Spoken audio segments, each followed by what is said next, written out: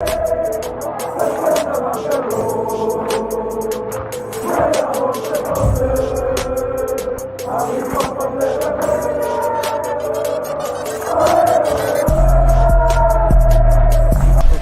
out to Kop-Ish. Shout out to Kopish, guys. Keep all the good work the up. two legends, Emil Heskey, Howard Gill.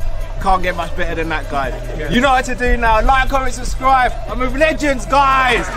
Kop-Ish.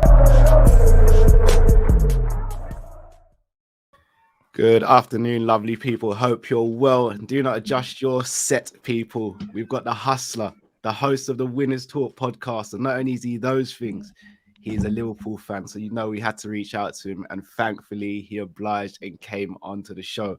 Pound Sterling, welcome to Kopish. Hope you're well, bro. How you doing? I'm good, brothers. Thank you for having me on. And what, by the way, the intro music, show me in the car as well. It's hard. It's hard. It's indifferent. It's indifferent. It's indifferent. Cool. I appreciate that, man. I appreciate it. Obviously, people, if you don't know who Pound Sterling is, a UK rapper, but also has one of the best and one of them sort of growing podcasts at the moment called Winners Talking Podcast, one of my favorite podcasts. Recently had Sideman on. And do you know what? I've been watching it for a while, but I've always known you're a Liverpool fan. But as I see you and Doug talk more and more about football, I'm like, he's not just a Liverpool fan, he's a Liverpool fan that knows his stuff. So when we reached out to you, we thought it was a bit of a long shot, but we got you on. So how do you think Liverpool season's gone so far? Listen, I want to say so far so good. It's about where I would expect it to be for this season, if I'm honest. Like looking at this season, my expectations have been kind of mixed. Like a lot of people said, "Oh, Liverpool are going to win the league, this, that, and the third." I've not been so confident on that because of the squad depth. So about where we are and how things are is about how I would have expected it to be honest, right now. So speaking on squad depth, then Pounds, what did you make of our summer activity? Or lack thereof. Every season I say, no, wait till summer, we're gonna this and that. And I respect the manager's ethos to a degree, because part of me believes that it's he doesn't want to upset the apple cart. But I thought after last season, he would have like gone in more on the transfer market, thinking, we've got to step it up. But they didn't. I try to believe like maybe it's because there's a master plan, and maybe like at the end of this season they're going big money for a Haaland or something like that. So I was disappointed, but I see we've got players there. It's just I always worry that when it comes to the third, I know it's with Liverpool, when it comes to the final third, the legs start to get heavy. The man them go through a dip in form, because obviously it's a long season. I worry when all the Champions League games, well, not so much FA Cup because we put out the whatever team for that, but legs start to get heavy and we start to struggle, then that's my issue. No, I hear that. So just on that topic as well, Matt and Drift. So Klopp did his press conference today. He said that Robbo and Henderson are going to be late tests for the Arsenal game. He said that Joe Gomez won't be available, Firmino won't be available, which is what we knew anyway. Given those two players are back, and Mane's training as well, obviously there was a scare with Mane that he had fractured ribs, but obviously that was put to bed as well. Given those three names could be in line to play tomorrow, not necessarily start, but play, do you feel a little bit more confident with the squad depth going into the Arsenal game? So Gomez is missing now as well, yeah? Yeah, Gomez. Sorry, Drift. Yeah, I didn't even know that, bro. I feel like I'm just giving you bad news when you didn't need it. Yeah, because I want him to be all right, bro. I don't like hearing that. Well, I don't even know, bro. I don't know. If Hendo was a late, I thought Hendo was all right. But if you're telling me that he'll have to be a late, I don't like that late fitness thing. I don't like that, because to me, you're pushing the boundaries. Like if I only know you're going to be fit like 2 or 3 hours before the game, I don't really want you playing in the game, if I'm being real, because you're not really fit. Do you get what I mean? Like if you got the flu, and man, I'm like, do you think you'll be all right on Friday? But like, yeah, man, I'm good, man. It's Wednesday. You're like, nah, he sounds fucked. He ain't gonna be all right, is he? And then you on Friday, you might be okay, and now you're walking around, but you're not gonna enjoy yourself. Don't come out, bro. Just rest up in it. Like, we'll see you next time. And I feel like that's what that late fitness test thing's like. You might get injured again or pull up, or you're not gonna play well, or you're gonna be thinking about the injury while you ain't gonna perform properly. No Hendo in midfield, though. Who do we put out there? We'll come to that. I'll answer that later. I'll answer. Well, let me get on this bit, because Go on, Matt. with the Henderson thing, obviously it'll be a massive miss if he can't play, or even if the fitness test doesn't go right for him, he's not involved at all. But I do think we can negate away from having a great game without him and winning the game, because I look at Fabinho and Thiago. Remember, we keep talking about the double pivot thing, yeah? Them two can sit, and then maybe ahead you put like an Ox or whoever, basically whoever's the next guy, you just put them there. But I think if Fabinho and Thiago are both fit, Henderson's miss will obviously be felt, but it won't be as felt as if it was to say Thiago was injured as well. Do you know what I mean? So I think we will be all right. And when it comes to the Robbo thing as well, late fitness test, that says to me you should be starting Tsimikas anyway. And we've been saying for a long time, Tsimikas is playing very well. He's earned his stripes. Robbo's had a dip in form. Robbo hasn't really got back to the old Robbo. So I think it's only fair Tsimikas should start the game anyway. Fair point. Pounds, I'm going to come back to you on this. Thiago, now you're probably like us. When we signed Thiago, over the moon, ecstatic, all the adjectives that you could think of about being happy. Now his Liverpool career has been very indifferent because of injuries and sort of playing in a very loose system when we lost all of our centre-backs, etc. However, he's now back fit. Matt mentioned a double pivot with him and Fabinho and how vital that was, especially in the back end of last season. Would you like to see that double pivot come back again now? Do you know what it is? When Thiago got signed, I was happy, but I wasn't as happy as a lot of people were. I always was happy. I've said it on my podcast. I was happier about Jota. I was like, Jota's proven Premiership already, so I was happier about that. Don't get me wrong, Thiago's a world-class player, but my thing is, I don't know how much he enjoys the holding role. I think he likes to have more of a free reign where he can maneuver and pick out the passes. I think he adapted to that role last season because we were in the trenches and he had no choice. So it was like, yeah, you got to play further back, you got to hold. But I think he likes to just move around and create. I think it kind of hindered him how it was last season. So I don't know. As for Hendo being out, yeah, Fabinho can come straight in. So that is not the worst of situations. Gomez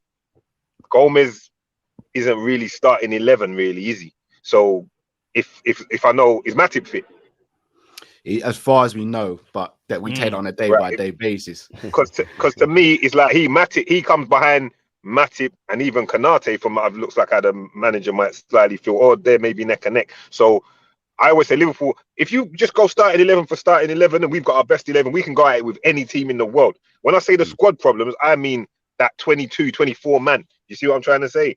But as for Thiago, yeah, I prefer to see him a bit more freer and picking passes and this, that, the other. He hasn't really shown up yet. Last 2 games I've seen him play, he's actually been a bit substandard. Let's be honest. He didn't really do much. In fact, gave the ball away a couple of times. Who was he playing away and he kept giving the ball away as soon as he came on? I can't remember. West, there you go.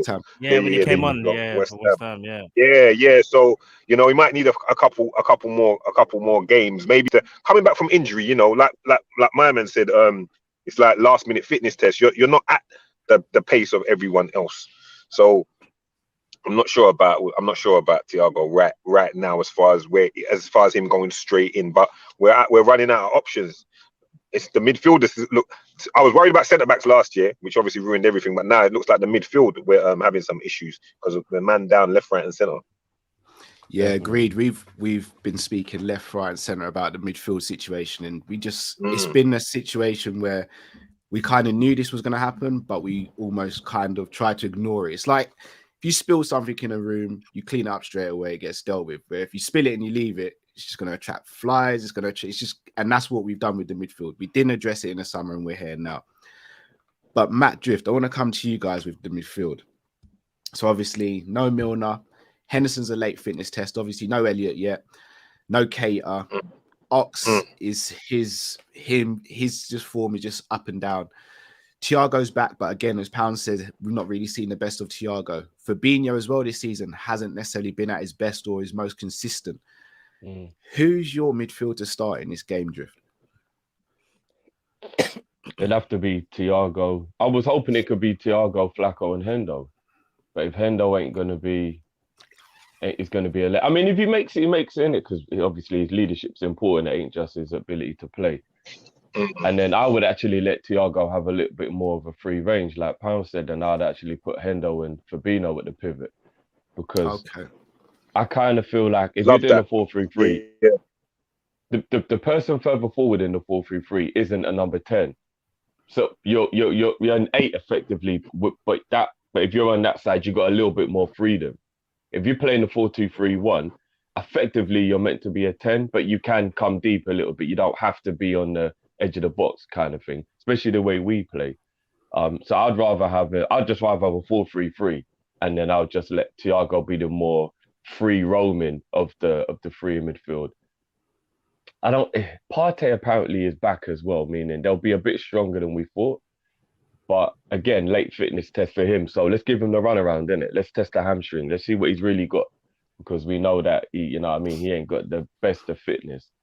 So I think if those three play, we'll be all right. Ox, you know how much I love Ox. I'm not gonna start gunning him.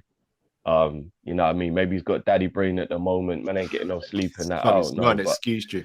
Me and Matt have just had kids, brother. But you ain't running around on a professional football pitch, innit? Maybe it's a bit different getting 1 hour sleeping and having to go and perform at the weekend. You know what I'm saying? But you wanna know what? Afford nannies, brother. He's not getting 1 I'm hour. gonna say, I'm trying to figure it out, innit? We got 2. He's got 1. I'm trying to figure it out. You know what I mean? I don't know, but yeah, Ox ain't really performing. It's why we needed a midfielder. It's why we still need a midfielder. You know what I'm saying? I mean, I know Elliot will be back soon, but yeah, I'll go with Hendo. And it has to be Ox. No, Jones is fit, right? No, Jones isn't either. Still the eye thing. I think he's still out. Yeah. The eye thing still mad. So we ain't got, if Hendo don't pass the fitness test, then we ain't got a choice, brother. Unless man wants to clean their boots and that. All right. Here's my 3. No, we got something, but it's whether people would like it. I don't know. Here's my 3. Yeah?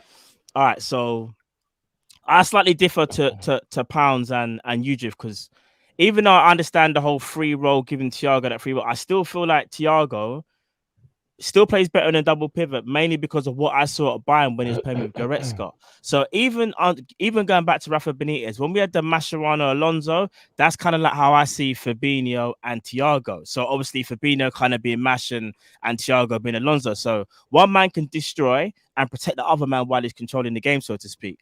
The third person who I would put in there, because I'm going 4-2-3-1, believe it or not, is Taki Minamino. He's got to have a chance somewhere. So me personally, I'm saying if Henderson can't start, and then I'm gonna I see the look from Pounds already. He's like, bro, what are you doing? I hear that, but I'm just saying, if Ox is really that off form, we can start him. Don't get me wrong, but I kind of feel like maybe Minamino's got a point to prove. Now, do I think Minamino's gonna necessarily do well? No, it's a gamble. But I think, bro, if we've got the player there, yeah, and we've been hit with heavy injuries. Are we ever going to start him? Like, we got to give him a chance at some point. And not only that, are we shoehorning Oxlade-Chamberlain in there because we're just thinking, well, he's the next guy? Because if you're playing as a 10, surely Taki can play a better 10 than Ox, right? All right, Matt, can I ask you a question? And in fact, I'll ask this to everyone. Thomas Partey and Sambi Lokonga play for Arsenal tomorrow, centre midfield. Yeah. Two strong, athletic. And they just bully up Minamino and barge him into Rose Z.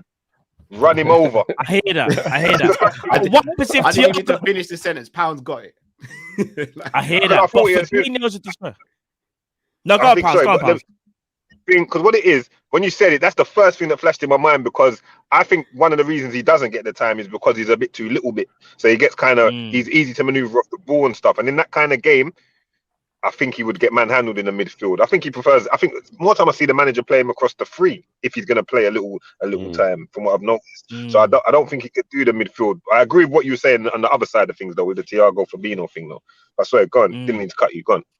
No, it's cool, bro. I was just going to say, like, I hear you because he is lightweight, but I just thought to myself, like, if we're going to put Ox in there, we're hoping for, like, basically, he turns around all of his fortunes so far this season, because I think he's had one decent game. I think maybe it was Champions League. I think it was. Other than that, he ain't really shown nothing. He really hasn't. And we're only putting him in there because of the name. We're not actually putting him in because of form. Do you know what I mean? It was the Atletico game, though, Matt. No, it was. I mean, Atletico weren't good on the night, but they're a better team than Arsenal. If you can perform well in that game, surely. Like, and I'd like to think. And I'd like to think he might turn up against Arsenal with the whole, the whole old club kind of thing. I think he might step it up. I hope. Wishful thinking. I'll be real. Wishful thinking. I'll be real. Carl, what? Go on. No, I was just gonna say, if he goes 4-3-3, then yeah, I agree with you. Go with Ox. He might have that point to prove, yeah. But if he dares to say it goes 4-2-3-1, which I don't think he will do, because whenever we suggest other formations that Klopp can maybe go to, he never really does. So it most likely is going to be a 4-3-3, and it most likely is going to be Fabinho, Thiago, and Ox if Henderson's not fit. That's what I think he'll do. Cool. I'm just going to read out a couple of super chats then, guys. So John says, good afternoon, guys. Liverpool 3, Arsenal 1. Hope so. We'll get score predictions later on. Peter Hour says Curtis went blind in one eye, but now he's fine. So I heard that rumor. I don't know how true it is, but apparently he had an issue in training where someone accidentally hit him in the eye and couldn't see out of it for a little while. But hopefully he's on the mend now. But this game comes a bit too soon for him. Pounds, I'm going to come to you again. So obviously your co-host, Big Doug, he's an Arsenal fan. What do these games mean to you as like you're us, a London-based Liverpool fan who's had to grow up with Arsenal fans closer than we want them to be? What does this game mean to you? Listen, this game here, for me personally, you know how it is. This is the big... Listen, when I'm in that room, my brother's a gunner. My brother got to my son before I did. My big son's a gunner. My little son's repping the thing though. My youngest is repping. He's 10. He reps the thing. But my eldest 16. He's a gunner. My cousin that's sitting opposite me that you can't see on camera. He's a gunner. Like pure gunners in the room. You know how it is in London. Man, them all gunners. So to me, it's always a sweet game because not to put my mouth on it. We always beat them 9 out of 10 times anyway. So it's just jokes to me and banter, but. So I just enjoy it for the banter of it, and because I've always had that banter with my brother anyway. I remember my brother crying when he was a youth when we beat them in one FA Cup final. Michael Owen come back and I remember. So it's all, imagine that. As I said that, that's him ringing. Let me cut him off. That's right. So it just means it's a big game, man. It's that big game. I enjoy it every time. I don't mind being. His ears was burning. So that's what it is, man. I always look forward to that game in the diary. Always. All right, Matt, I'm going to come back to you now. So obviously, Arsenal are in very good form at the moment. Now, we as a channel, we do kind of, me probably more so than you guys, but we take the mick out of Arsenal quite a lot. But we have to kind of start respecting what they've done. Now, I know people are going to say they've won games they should have won and they got lucky in some games, but a win's a win at the end of the day.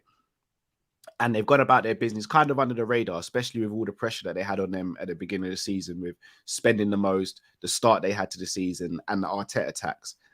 However, they've turned it around, and they're only 2 points behind us in the league.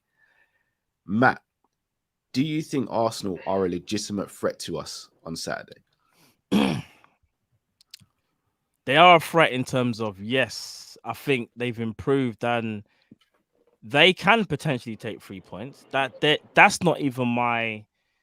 Sounds weird, like my main concern in the sense of... Because I think form is temporary and class is permanent. So you see how you're saying, like, are they a threat? Yeah, they're a threat in terms of for tomorrow. But they're not a threat in terms of, taking, for example, like, top 3, for example, and then we fall out. Like, so, yeah, they are capable of doing it. But I still think, when you've got the best player in the world, as we got Mohamed Salah, like you just got to go into every game being positive, and not only that, I think with Arsenal, yes, they've looked sturdy, they look stronger, and they will be harder to beat than other years. There's no denying that, but we should still have too much quality for them. Like you got man like Trent Alexander-Arnold, like he's raring to go. You've got Tsimikas who's biting at the bit. Virgil van Dijk, obviously he's happy that he's gone through with Holland. So we got players that are kind of got a feel good factor from international duty as well. And I think with Arsenal, they've done well, but they know when they come Anfield, it's a different story. Like it's always different. Like we turn up for this game. It's not one of them games where we kind of always go, oh, we're never really up for it. We're up for the Arsenal game, and they will be up for it as well. But I think when you put the two sides together, Cal, no disrespect to Arsenal, but we should have too much for them. All right. So purposely, Drift, I've left this question for you because you're probably, I don't want to say you're pessimistic, but you're the least optimistic out of me, you and Matt. Now, in terms of the Arsenal-Liverpool game at Anfield, if I'm not mistaken, they've not beaten us since I think it was Van Persie scoring against us, the winner to make it 2-1. This, if I'm not mistaken, is going back maybe 12, 13 games at Anfield. Like maybe around 2012, we're talking. Let's stop pissing in the wind, but yeah. No. but this is my point. Is this the least confident you felt going into a Liverpool v Arsenal game at Anfield for a long time because of the injury issues we have and the lack of depth? Yeah, but not even the injury thing. More our form. Like I don't really remember an Arsenal game in recent memory where we're not playing well. Do you get what I mean? Normally we're playing all right, and I'm like, just make sure you get the job done. We ain't playing well. We ain't played well in the league for 2 or 3 games now. We beat up Man United, and then after that we drew with Brighton and we lost to West Ham, and that ain't good. And that's the only reason why Arsenal are even close to us. Remember, our deficiencies are now why they've caught us up, not their ability. And again, they have to be respected because their form has been good. You can't front on it. But we are in bad form. In my opinion, I know we beat Atletico, but Atletico were actually kind of poor in the night. If they turned up, maybe they might have give us a game. I wouldn't say bad form, Drift. I just wouldn't say it's great form. Yeah, maybe. I don't know, man. That game against Brighton and that game against West Ham is like ingrained in my brain now of like, what were we doing? And it showed we can beat ourselves. And I'm more worried about that. If we turn up, we beat Arsenal. If we don't turn up, there might be a problem. And that's what I'm worried about. Are we going to turn up? I'm worried that our little dip in form is coinciding with Mo's dip in form. Did we become a bit too reliant on him? We're like, right, man's just flying, give him the ball, let him do his thing, and we're letting him win all the games.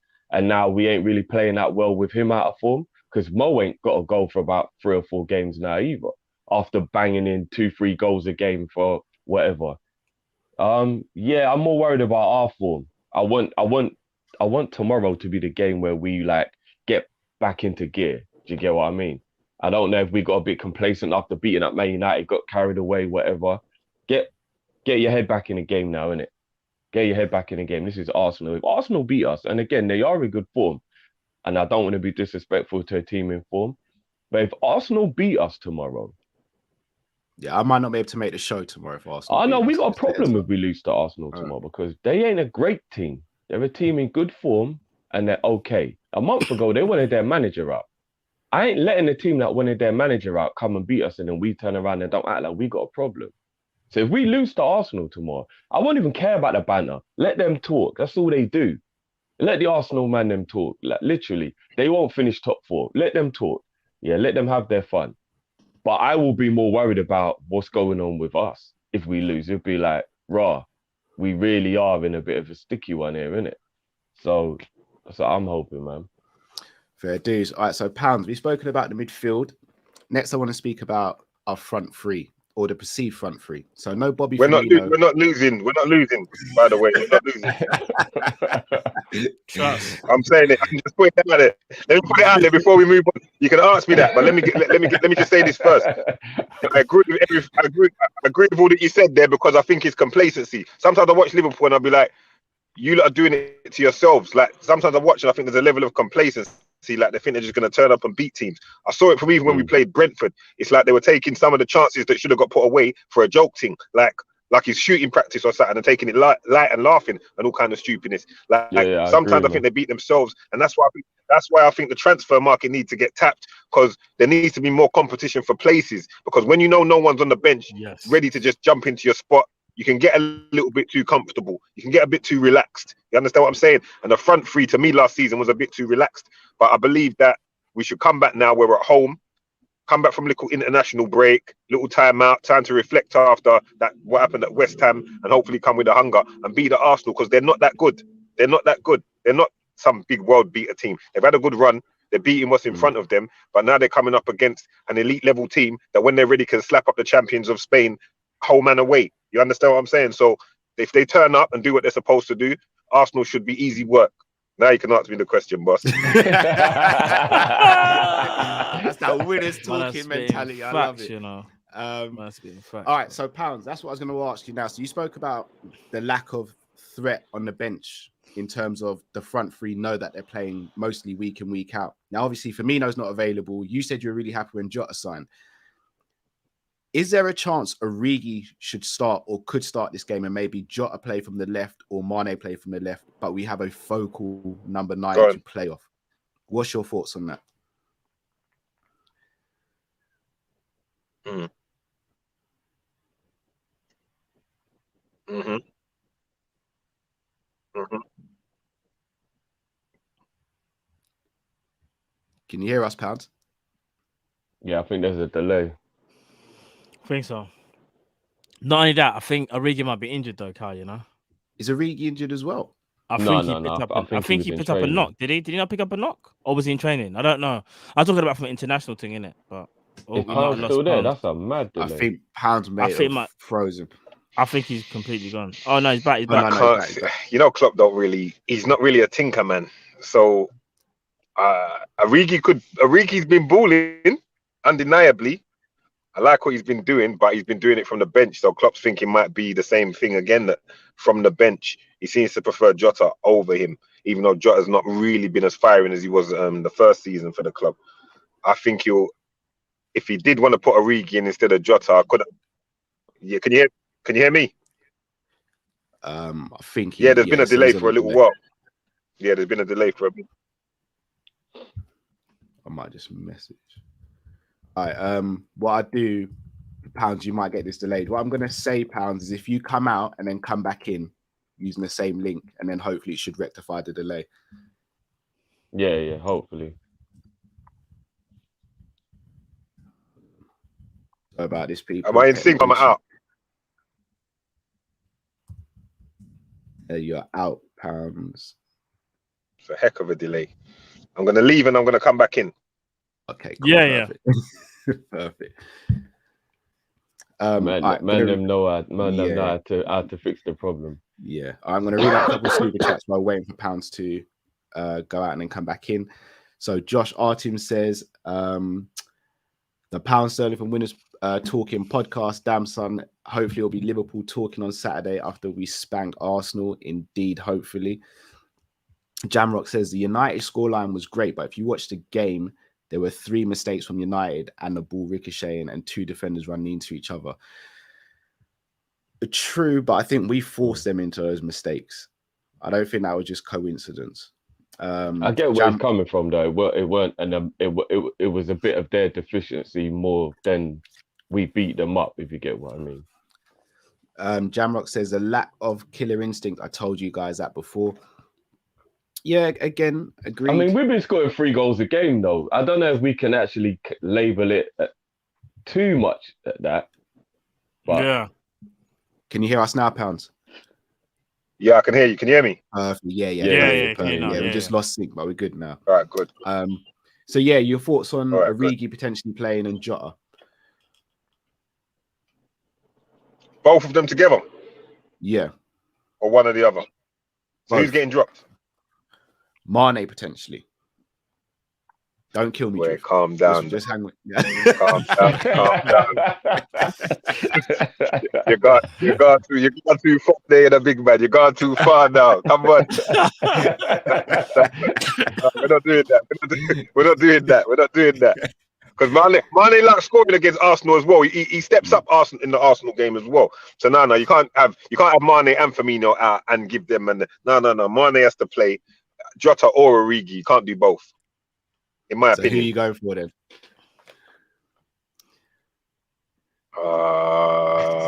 Jota. Okay. So you wouldn't go with a traditional number with Origi coming on. I don't think Klopp would. Klopp plays how he plays, so that's why I wouldn't.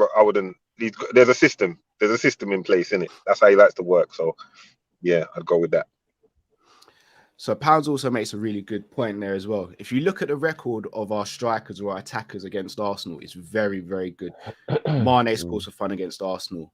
Bobby Firmino scores for fun against Arsenal. Obviously not available. Salah scores for fun against everyone, but he also scores for fun against Arsenal. Origi has got a very good record against Arsenal as well.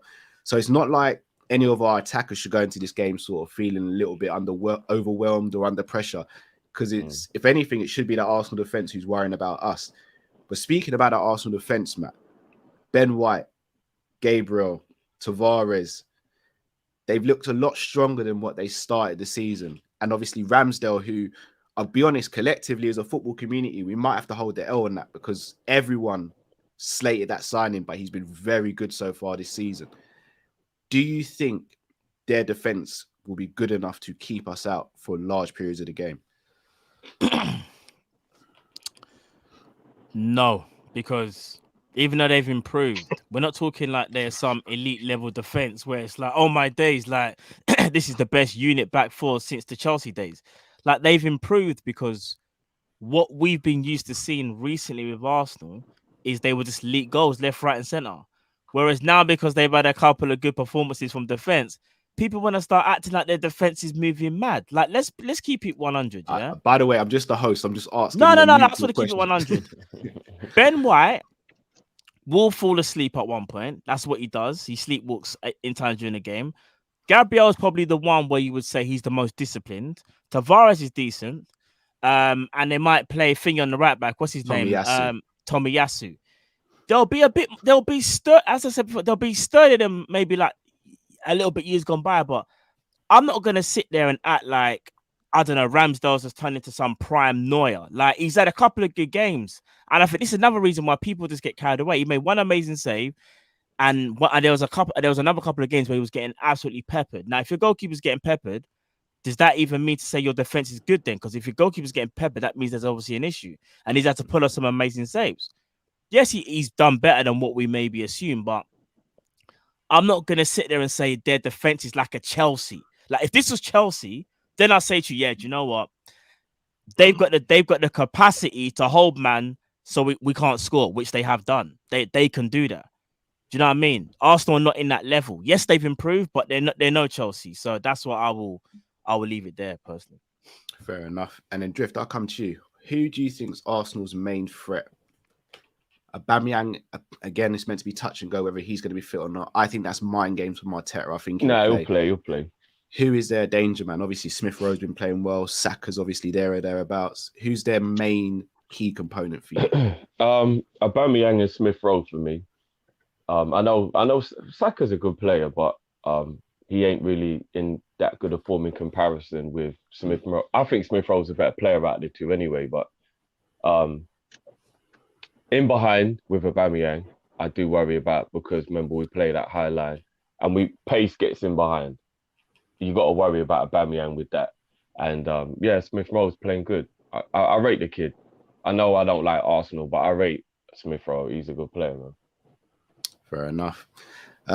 Got a few super chats before we go any further and do score predictions, so just bear me a moment. Jamrock says scoring 3 when some of those games should have been 6 or 7 make you adapt bad tendencies that carry into other games. City score 6 if given a chance. That's just Jamrock just following up on him saying we're not clinical, clinical as we should be. AA says this game is easy. I don't know why people think Arsenal would do anything. Salah hat-trick, 4-0 to us, and Aubameyang will get smashed by VVD. All right. So that being said, now score prediction. So Pounds, as our guest, we're going to ask you first. Liverpool versus Arsenal. What's your score prediction?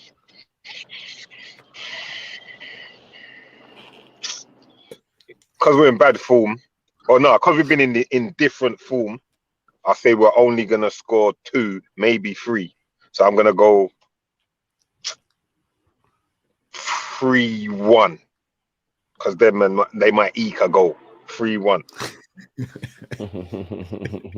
I just see the disdain. That's how I feel. You can feel it's personal, you know. It's personal with them, man. Remember, I told you I'm surrounded by gunners. No, it's real talk. I'm not even gonna lie. Like you said, everyone around, man, is Arsenal. If I didn't have one Arsenal fan, I don't even think I'd have a problem with Arsenal. It's your bridgings that make you have an issue with them. Do you know what I mean? Because they talk the most. Oh, man. Go on then, Drift. You're next. I'm going to go 2-1. We will let in a goal. We don't keep clean sheets. And that in itself is a worry, because on paper, we've got the best defence in Europe. We just have Robo Simicast, Konate, Gomez, Matip, Van Dijk, and Trent. with Ali in goal. That's the best defense in Europe on paper. I don't know what is going on. I know the midfield ain't helping out enough, which is a problem. But on paper, that defense should not be letting in a goal a game, which is kind of what the record is looking like. I don't like that. We got to figure that out. So I'm going to go 2-1 because I think Arsenal will score a goal. And as Pound said as well, in different form is a better way to look at it for real. And we ain't, in the last couple of games, we've looked a little iffy at, are we going to get a goal? We've been, you know what I mean, like huffing and puffing a little bit. I know we've got 2 goals in both games, but we have been huffing and puffing a little bit still. So I'm going to go 2-1. Fair dues. And then Matt, what are you saying? We've been a little bit indifferent, but I reckon Salah starts eating again tomorrow. So I'm going to go 3-1 Liverpool. Salah gets a brace, but Arsenal will score. I think we won't play amazingly well, but Salah, I think, will kind of rise to the, you know what I mean, to the table again, and he'll start eating, bro. And I think what Drift was talking about is little mini goal drought, so to speak. I think he should get rid of that tomorrow. So I'm saying 3-1.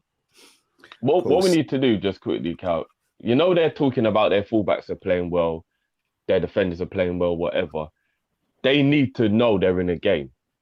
And then if they come through that, we'll be like, no, all right then, maybe you had a little point. You know what I mean? Ramsdale, as you said, pulling off all these saves. Like, let's calm down, innit? Like world class and all these kind of, like, let's calm down. Tomorrow we'll get a better idea. Tavares, let's not have him up the other end. Let's have him worried about where Mo is, and then have that gap between Mo and Trent where Trent can whip the balls in because Tavares is at 6s and 7s. You don't know what's going on. Let's make sure that they come to Anfield and they don't get to do what they're apparently good at. Do you know what I mean? For me, we have to be on the front foot from the jump, put them under pressure, put them in their place, and then maybe after about half an hour, they might go, right, yeah, shit, this is real football, isn't it? All that other stuff. And then they might lose a bit of confidence. And then you know what I mean? Don't let them build up a head of steam and think they're all bad and whatnot. We got to get on them from jump. Fair enough. Sam Max Legend says, as I've said before, this game will be won or lost in midfield. Klopp needs to really think hard about the team setup and management. I agree with that. So this week I've done a couple of previews with other Arsenal fans, and I've said 2-1 all week. I'm not going to lie, you guys are kind of perked me up a little bit. I am going to go for a 3-1, but I'll be honest, I just want to smash these lot. Because I know I've remained professional and very neutral so far in this show, but I hate them, man. I hate it with a passion. And anytime Arsenal even draw or win against anyone apart from maybe Everton or Man United, it makes me sink in my chair because I love seeing banner. I love seeing AFTV when they implode. And I just love seeing Arsenal at the bottom of the barrel. And I hope we put them back there on Saturday. So I hope we smash them. Hope we make it look easy. And I hope we enjoy the game. A couple more super chats. Kadir says, what's good, my bros? Just sending love through some money spent on super chat. LOL. Thank you very much, Kadir. Much appreciated. Big up, man.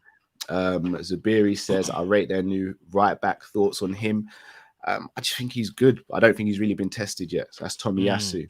Tomiyasu, he's done well. You can only do what you're doing. You can only do what you're doing. But he's got Mane. He's got Mane and Tsimikas to worry about tomorrow. Let's see how he comes through that test, innit? That's what I'm saying. Let them know they're in a real game.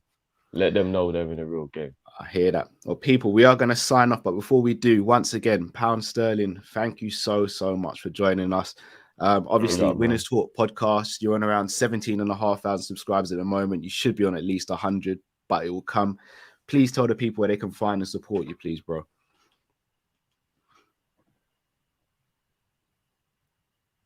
I think we've got a delay again. Yeah.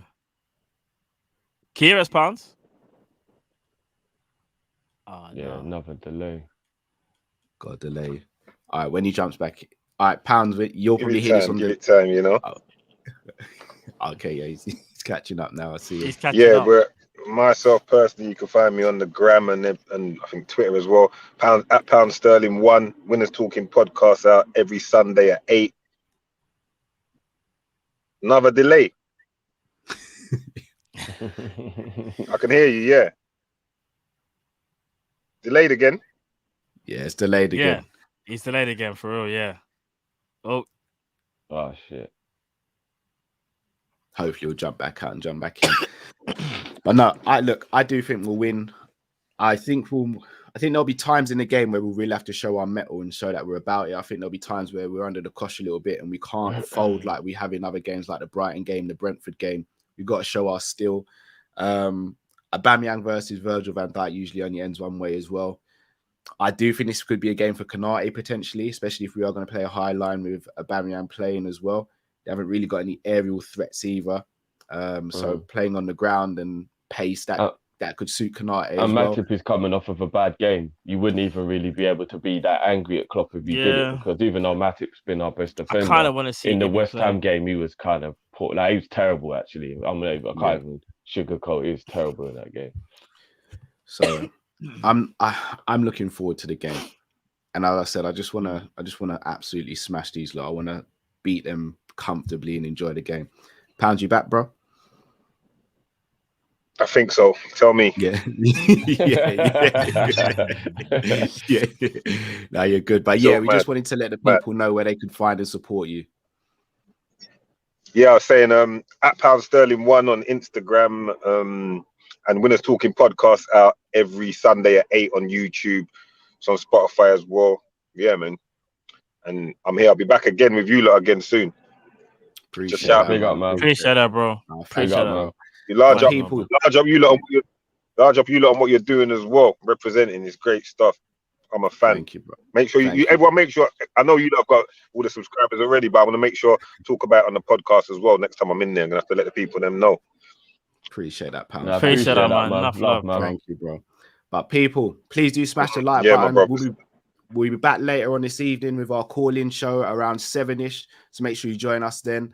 Until we see you next time, stay safe, stay blessed. We are Kop-Ish and we're out, people. Take care. Peace.